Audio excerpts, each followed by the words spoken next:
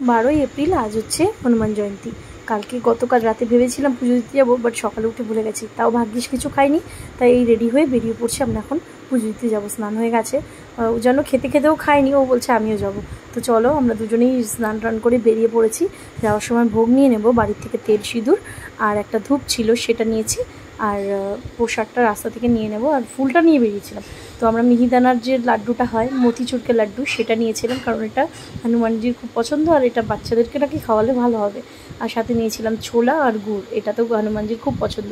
আর কলাও নিয়েছিলাম, ধূপকাঠি আর একটা সলাই নিয়েছিলাম। তারপরে আমরা বেরিয়ে পড়লাম। প্রচুর ভিড় ছিল, আমি এক্সপেক্ট করিনি এত ভিড় হয়। তো আমি তো প্রথমবার এই পুজোটা করছি। সিঁড়িতে বসে আমি আবার হনুমান চালিসাও পাঠ করছিলাম। আজকে হনুমান চালিসা 4বার 5বার 3বার বা 5বার পাঠ করতে হয়, তো আমি মন্দিরেই 3বার করে এসেছিলাম। তারপর আমরা ধূপ জ্বালিয়েছিলাম, সেগুলো ভিডিও করা হয়নি, হাতে যে অনেক জিনিস ছিল।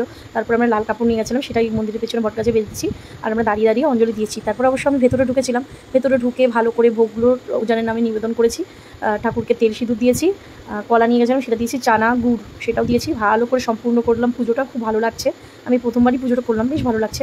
এদিকে এসে এখন আমরা বেরোবো বাড়ির জন্য, বাট দেখছি যে এখানে মানে পাখি পটি করে দিয়েছে উজান যেখানে বসে সেখানে। তো আমি আবার জল এনে দিলাম ওকে, তারপর বাইক পরিষ্কার করে আমরা বেরিয়ে পড়লাম বাড়ির উদ্দেশ্যে।